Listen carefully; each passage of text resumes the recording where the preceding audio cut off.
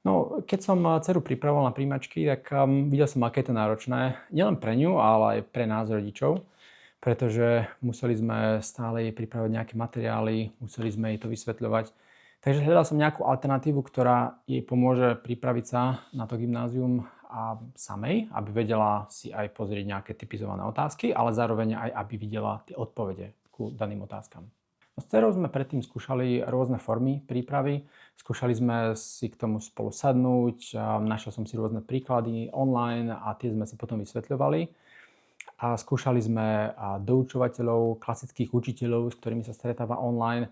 Všetky možnosti majú nejaké pre a proti. Niektoré sú lacnejšie, niektoré sú drahšie, niektoré trvajú dlhšie, niektoré sú kratšie, ale myslím si, že tento portál Príprava na príjmačky ponúka taký ideálny mix, kde sú to aj príklady, ktoré do istej miery že vieme, že asi budú na tých školách a zároveň sú tam aj tie vysvetlenie, ktoré dostávala od tých ozajstných učiteľov. No podľa toho, čo vidím, tak určite sa posunula. Posunula sa aj v matematike, aj v slovenčine a nehovoriac o diktáte, s ktorým sme predtým zápasili.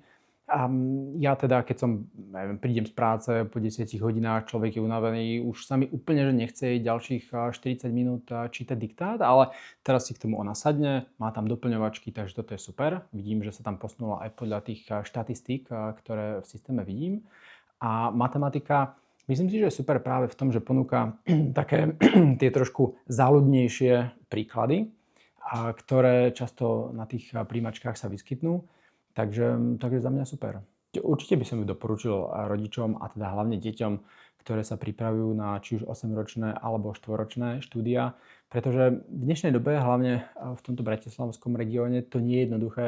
Hlási sa strašne veľa detí na tie školy a príprava je náročná, stresujúca a napriek tomu, že sú rôzne možnosti, ako sa pripravovať, a mnohé z týchto možností vlastne tie deti úplne nebavia. Hej? Že otvoriť si nejakú knihu a teraz si tam zisťovať, aká je správna odpoveď. To je už také, jak z 90. rokov. Proste dnes tu máme AI, máme tu umelú inteligenciu, ktorá nám dokáže tie veci vysvetľovať. Tak prečo si ten život trošku nezjednodušiť a tým deťom aj pomôcť tú prípravu na príjmačky si trochu užiť dynamickejšími otázkami, dynamickejším tréningom. Takže určite by som doporučil.